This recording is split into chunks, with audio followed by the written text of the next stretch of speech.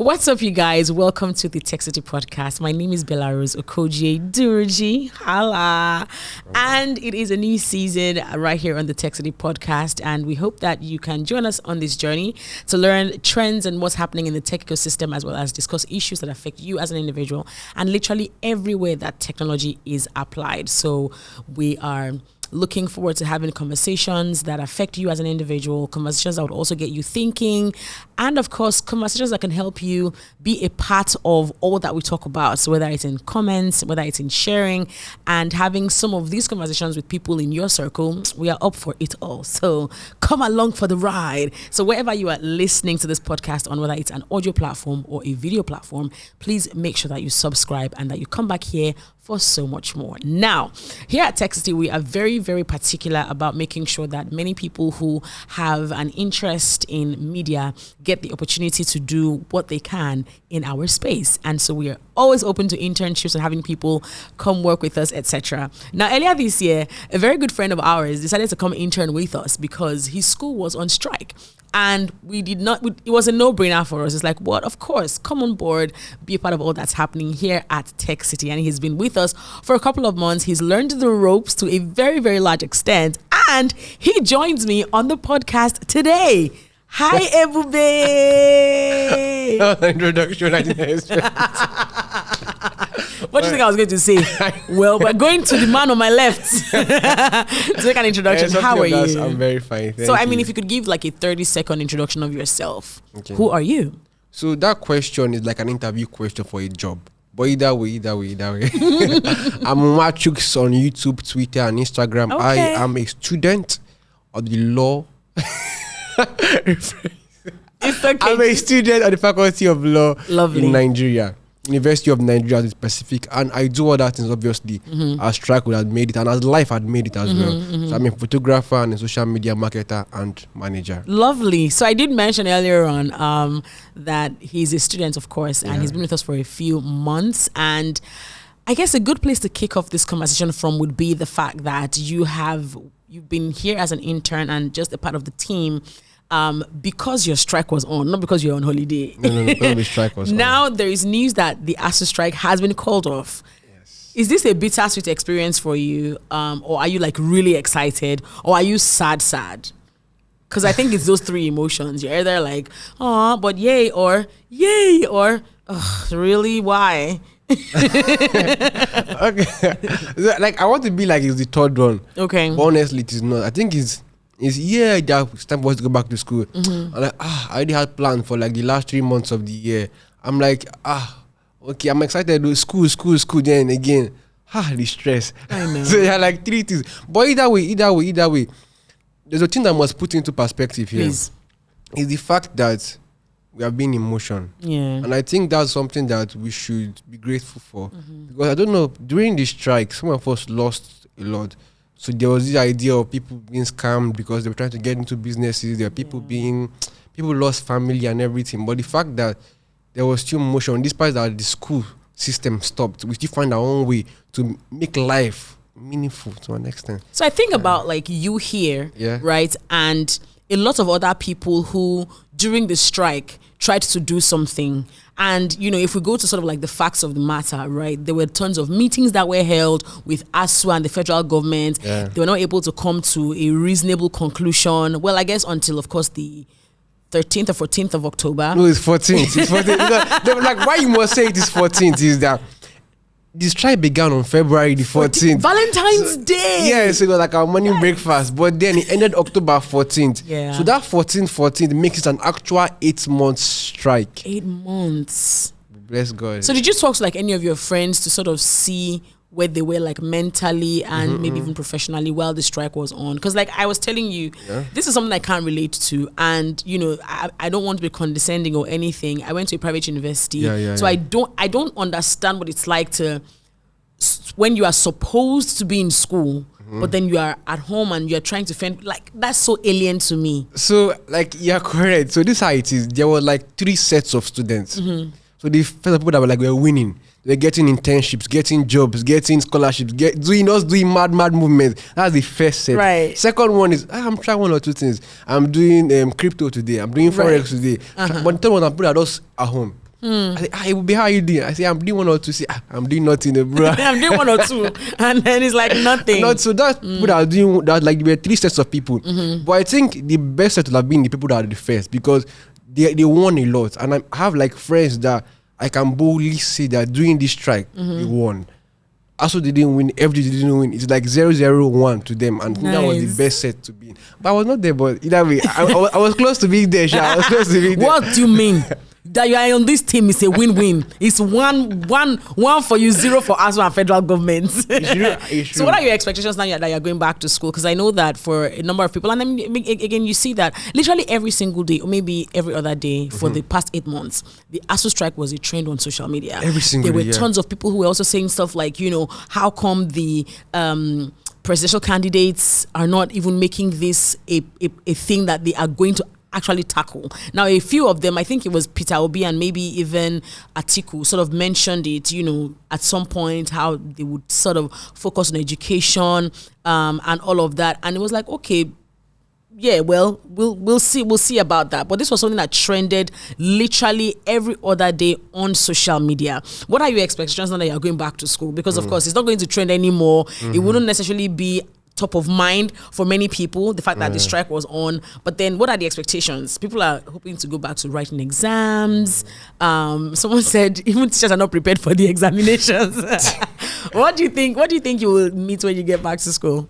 So I think the one word for it is a lot. A lot. In the sense of both the student side and the teacher side. For example, students, some were reading. People that were doing nothing. I think they were reading. Some of them did not read. Let's be honest. So I think everybody from like the scratch for like 8 months break. So the first thing is your friends that you were there. How are you doing? How was life? Did that meet up first? Then second one is now the stress. Not really the stress, but the academic work ahead. Because there's the whole, okay, we have to cover all these years we have missed in school. And so something I think we should also bring to mind is that the strike wasn't called off. It was suspended. So there's a big difference between the strike being called off, because we hear, it was suspended conditionally. God bless you. That's it. So that issue of suspended, it's still like shaky. It's not proper. I don't think ever in this whole Nigeria, I'm not sure, dude. I'm not that sure, but I don't think ever has the strike been called off. Like, we're done. I think I've heard about the ASUU strike being called off at some actually point. Called off. So again, that it's called off does not mean it cannot be repeated. It doesn't mean it cannot resume again. Like, okay, we've called off the strike for 2015, but then in 2017, you don't know what. No, but that's a good space of 2 years, though. I mean, yeah. Like, it's not a good thing, but for people for people who maybe get into school, for an academic year, right? Who are feeling like, oh yeah, my 4 years is going to be 4 years, and then 2017 strike. I think in their minds they feel like, oh yeah, it's been called off, and that's it. But then a few years down the line, it repeats itself, and I just hope that now that there's been some form of resolution between ASUU and the federal government, I hope that this suspension lasts and takes the form of a call off. But so another thing that I think people are not bringing into context, we should be put in the is that the way Nigeria economy is now. Because I was just thinking back then, in early 2022, we're like, and there is Sakpa.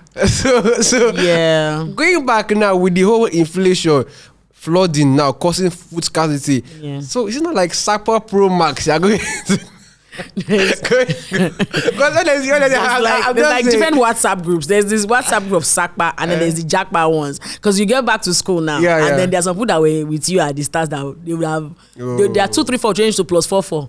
They have relocated. So I think there's also that aspect of it where you get back to school and maybe people whom you shared the same realities with, people whom you shared the same struggles and sorrows with regards to the strike are no longer here. They've gone for greener pastures, and you are left here to continue with your ASUU situation. But I think that the conversation around education being more expensive in other climes, I think also we probably might want to touch on for a few seconds, right? Okay. Because that's one of the situations that we are facing, right? Lecturers have their demands that they're making. The entire educational system is making demands from the federal government to put more money here and there. Even how they receive their salaries, also the system with which they receive their salaries has also been a factor that has contributed to the strike being as long as it was.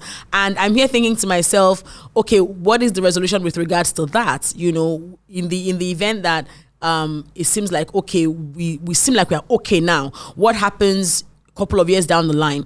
And then when you look at even the pricing, like I mentioned earlier on, like how education in Nigeria is priced, you think of it as, if you want good education, you have to pay good money. But then from your question about SACPA, how many people actually have that money to invest in education?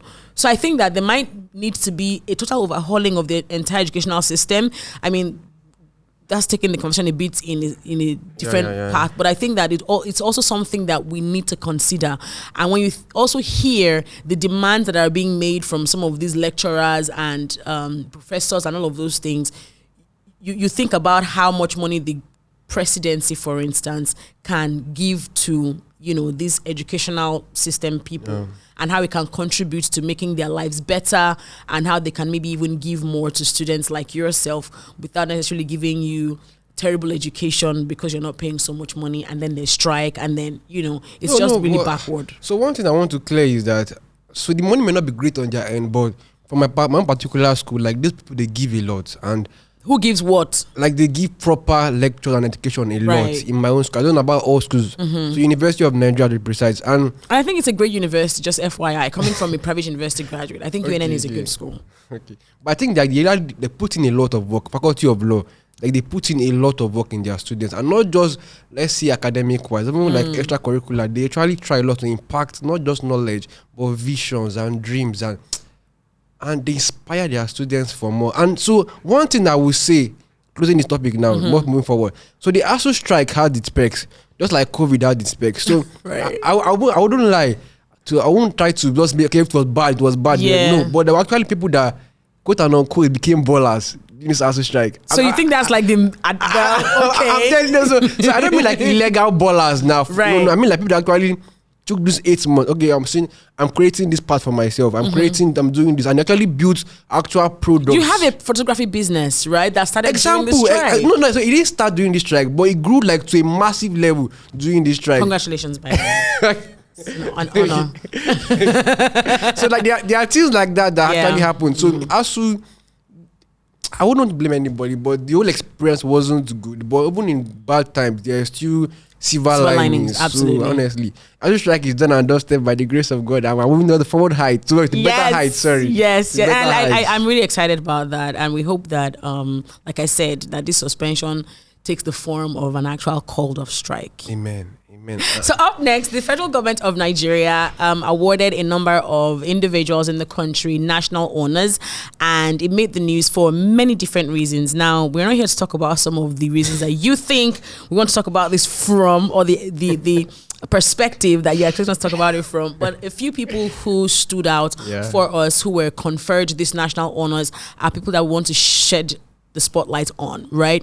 And I think first off, we need to sort of emphasize on why people get these honors in the first instance. Now, the presidency gave a criteria. There were about 4 criteria with how they choose recipients of the national awards, right? And the criteria go from people doing things that are innovative in their sphere of influence, in their industries, in their personal efforts, and people who do things that project Nigeria in a good light, and people who have done things that contribute to the progress, the peace, and the unity of Nigeria. Now, there were about 5,000 people, according to news, there were about 5,000 people who were nominated for the national honors, but only 444 people were actually not knighted, were conferred upon, right, with those titles. Now, a number of tech bros were on that list, and the truth about it and Texas as well. Texas were there. Texas. They were Texas. There were a few. There was more than one woman who's in the tech industry who got awarded. But I think that it was interesting to see that when you look at the criteria, and this is sort of where I sort of want to talk about it from. When you look at the criteria, people who have done something to contribute to the peace, the progress and unity of Nigeria, people who have done innovative stuff, who have created solutions, etc. That list was full of civil servants. Some civil servants, some politicians, there were technocrats, there were diplomats, philanthropists, and all of that. But I really think that there were a lot of people, particularly in the tech sector, because, when you look at our website, techcityng.com, and probably any tech website for that matter, you see that the tech industry, maybe primarily in Africa, or not even Africa, in Nigeria, has contributed to the overall GDP of Africa. So this is not even about a Nigeria thing, right? There are tons of startups in Nigeria, and we're coming to some of these startup founders in a second. Startup owners in Nigeria who've done brilliant things that has contributed to the gross domestic product of the entire continent. Now, the number of people who were on that list of over 400 was not even up to 5%. No. It was not up to 5%. 440 something people. They went up to 10 actual startup founders on that list. Come on now, Ebube. Come on. No, so see, I don't think it's fair being that, tech affects every single space. Absolutely. For example, from health to finance to banking. Education. Education is very, very key. It's but crazy. So I don't think it would be respectful of the other more well-placed, like for example, people that are technocrats, that are in the politics. I think they are more well-placed to receive that kind of awards. I'm just being honest. Like in the Nigerian perspective, though, tech. And that's why I was particular about talking about the criteria. The criteria is very important. Yeah. So what have they done to contribute to the innovation of Nigeria and projecting Nigeria in a good light and exporting, quote unquote, exporting Nigerian solutions or the country itself, Nigeria, to the outside world? I understand that they're technocrats and they're diplomats. I totally get it. Oh, they do stuff here. But I mean, when it comes down to it, if I mention 15, maybe the first 15 names, Ebube, you don't know these people from anywhere. But I do know a few because of what they have done. For example, Nkojiwiala. I mean, she's popular. There were some names that I tried to Google and I honestly did not see anything that was worthy. I mean, again, no disrespect to anybody who got the award. I need to say that. No disrespect, right? But, we work with data and with facts. You see a name, for instance, receiving a national award. Maybe, even if it's the list, right? The FRM 1 and 2 happen to be the list medals, and then you're searching their names and you're expecting to see one or two things. It's like, for instance, you're trying to maybe apply for something that is international, right? The body who is going to maybe award you whatever it is would need information about what you have done in the past. And there is, I guess, no easier way to show your track record than having stuff on the internet. And so when you're searching some of these people whom we are made to believe have done something to contribute to the peace and progress and unity of Nigeria, I was also saying that, and you see absolutely nothing. It makes you think twice. So, honestly, I do get your point. We may not have like actual results on the internet, but offline, nothing about offline. So I think when it comes to running of a country, for example, the people that are secretaries that are there. So I think the staff of a business may not be on the limelight of the business, but the people that actually make the business work. For example, I book appointments for this man. Let's say, and I make him meet the person that meet this person that actually connects him. So I can maybe doing like the groundwork. Right. It may not be online. I'm saying, okay, he met Bill Gates. Oh no, he met William, but I'm doing things that actually matter in the, how I put it, in the underground, actually making movements. So that contribute to an the extent, overall success. So for that, to an extent, I deserve an award. You might not think I deserve, but people that actually see my work and see what I'm worth say, okay, no, he has put in the time. I mean, I've worked for like 30, 40, sometimes even 50 years in civil service. And you say, I deserve an award. So that's another perspective to look at it. It's not only about people that are actually making waves. So well said. I think you should deserve it to an extent. I think I'm not in the committee totally of the award, but that's totally my part understandable. Of so the a few names we have here made it to the list, and they were also conferred national honors. Funke Okpeke, the CEO of Main One. I mean, that is actually one person whose contribution to the tech industry in general it's so obvious to the blind. It is so obvious how much work she has put in making sure that broadband penetration in Nigeria gets better every single time. I know that Main One has gone from, enterprise solutions, and they have even tried retail at some point, providing, internet connection to small businesses. And when I saw that her name was on the list, she received an MON award, and I thought, could have been higher, right? I mean, again, according to a few articles online, right, there are articles that tell you that not many people, in fact, agree to the list of people who get these awards, right? But again, that's your cup of tea. No. The presidency they are giving them, your opinion doesn't matter. But again, I also read that for some people who receive certain awards, or for some people who awards are conferred upon, there's also some sort of promotion thing that exists. So if she received an MON this time, maybe in the next 4 years or whatever, GCON or exactly. CON. So they return the medal that they are given and then get a higher one. So Funke Okpeke was on that list. Also, funny thing, on the MFR list, Ajibola Akindele, who's actually the director of Schneider Electric, also got, an award. And again, like you mentioned, we may not necessarily know these people every day. They may not be as popular as some other people. But the work they actually put in. Yes. So he works with Schneider Electric, and, they contribute to what's happening in the electrical sector in the country, or the power sector more like. Now, let us now go to the OON bits. This had a lot more people that many of us can relate to, particularly in the tech ecosystem and in the fintech industry primarily, which happens to be one of the best performing in the past, I guess, 4 years or so, or longer. Or longer, because industry has been there for a while. So, Inya Boyeji was one of the people who got an OON award. Inya Boyeji is one of the founding members of Andela. He also is one of the founders of Flutterwave. He's gone on to do a ton of other things, and he received an OON award.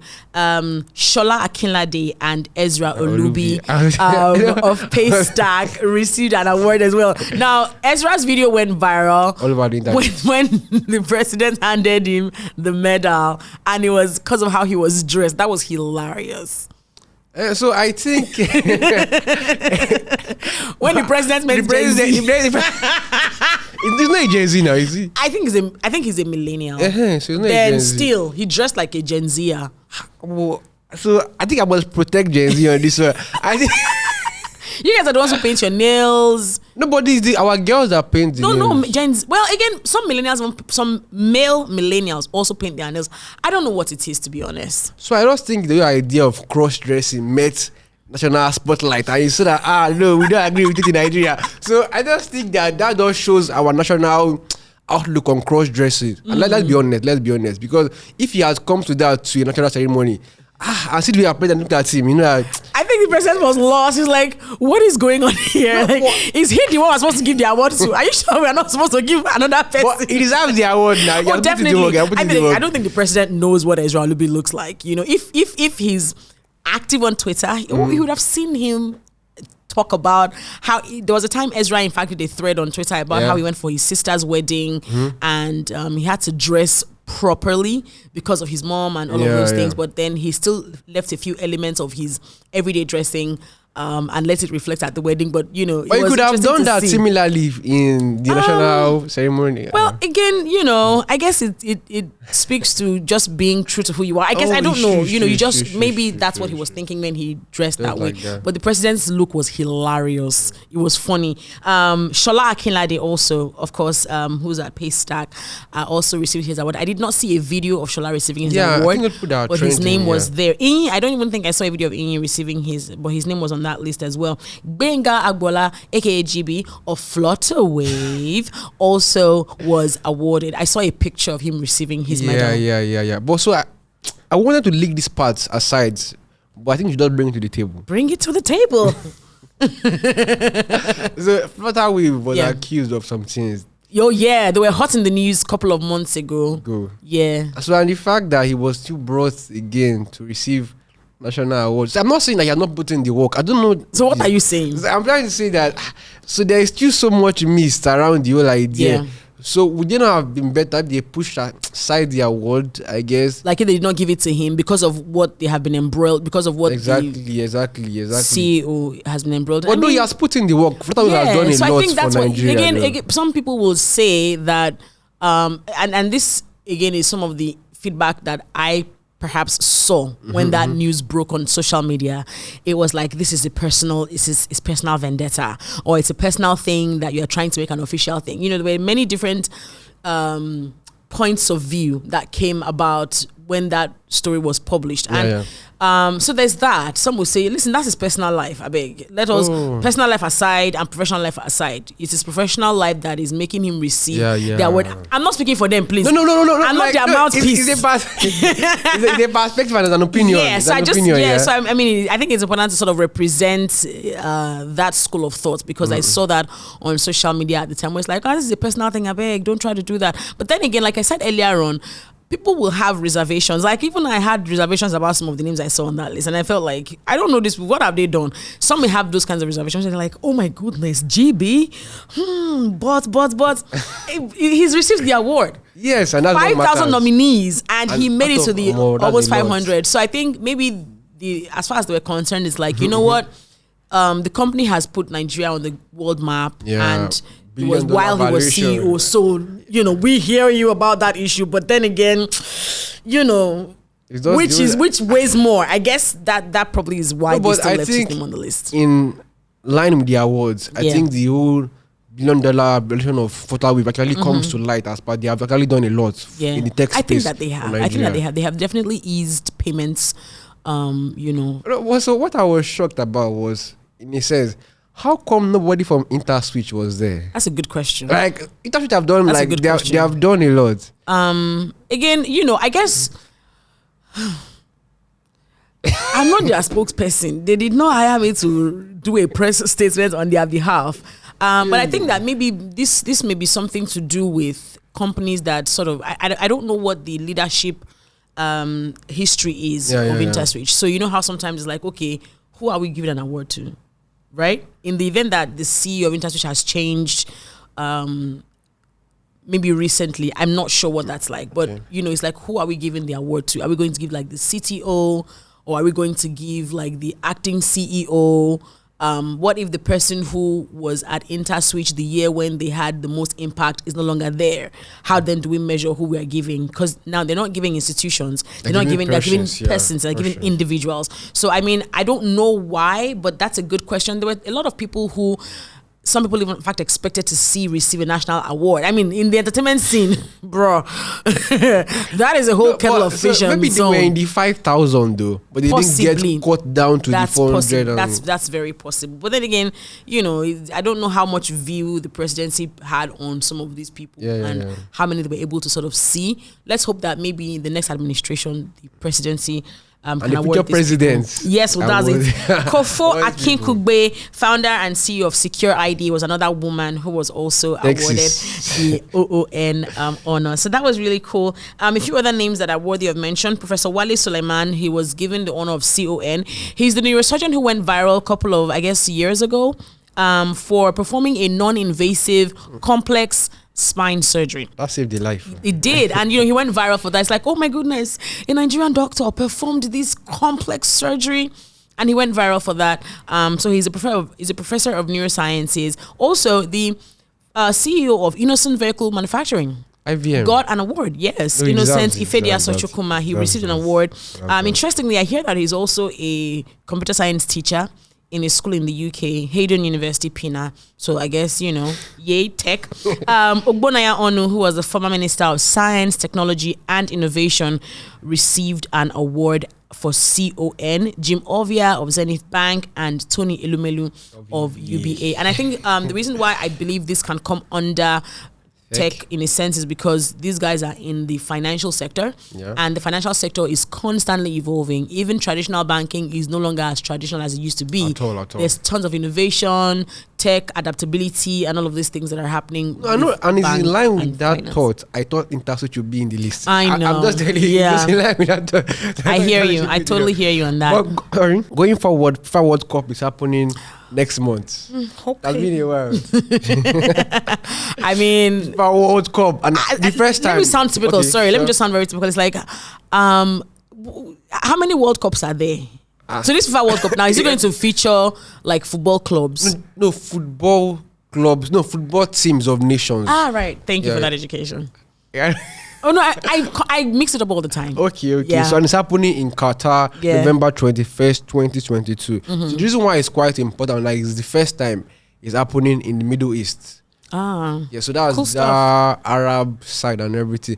Are there reservations about that? There are quite a lot. Really? Quite a lot. So Why? What's happening? It's not for people to go to that field and play, well, a stadium more like and play football. So what's the hula baloo about? There was the idea that, okay, this one was quite a bought one because like Qatar doesn't have a deep history in football. For example, Brazil hosted the World Cup. They have like a very deep history, like kings of football. Same thing for other countries that have hosted it. But South Africa has a history though. But unlike Qatar is basically still relatively new to the space. So people are thinking that, is it the money that brought people to that? I don't know. Well, maybe they have the infrastructure for it. No, they did build it. They did build so isn't that what's most important? Is the infrastructure not more important than the football history? Okay, so even aside the infrastructure though, there's also the part of the whole idea of the Islamic or the religion-based lives being lived there. Yeah. So I think there will be people coming from different spheres of like, be it people that are liberal, democratic, some are even communists, will be coming into one sphere that actually already has a laid down way of doing things. When in Rome,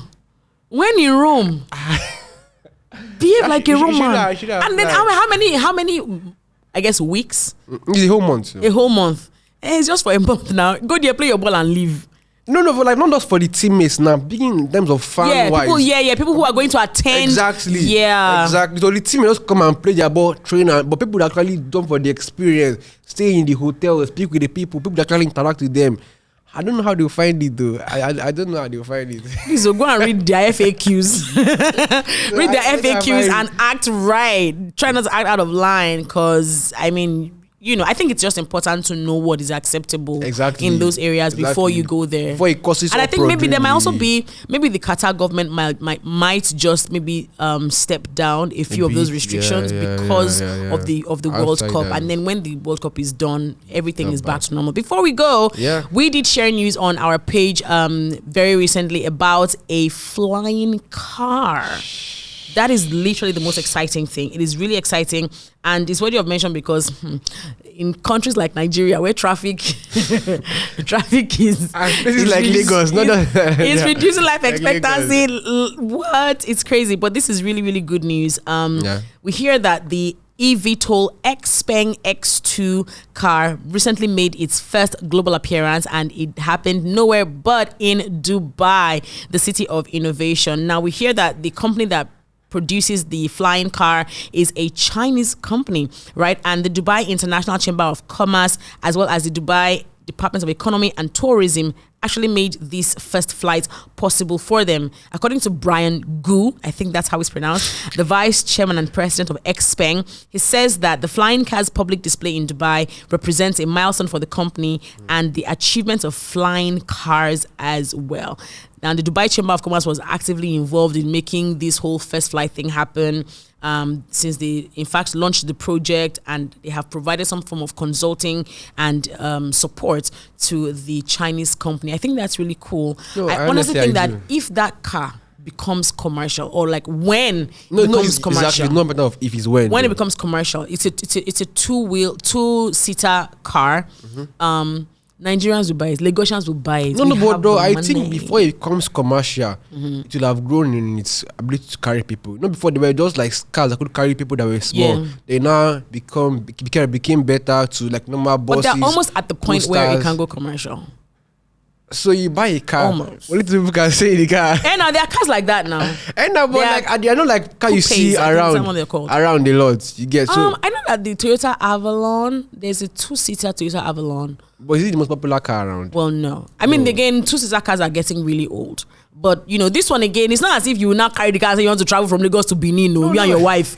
It's for short distances, for community stuff. They also said that the vehicle is for sightseeing and for medical transportation as well. It can fly 3,200 feet, as high as 3,200 feet, at 130 kilometers per hour, and for 35 minutes. So, yeah. No, but in my own video, if they were planning to go mainstream, it must be better than this. Just personally. It's a start. Exactly. It's just the beginning of the tech. Not the beginning of the tech, but just the beginning of where they are now. So you need to get better than this. First, it definitely will get better. Flying cars all around. There have to be new laws, new policies, new. They are seizing drones in some parts of the world.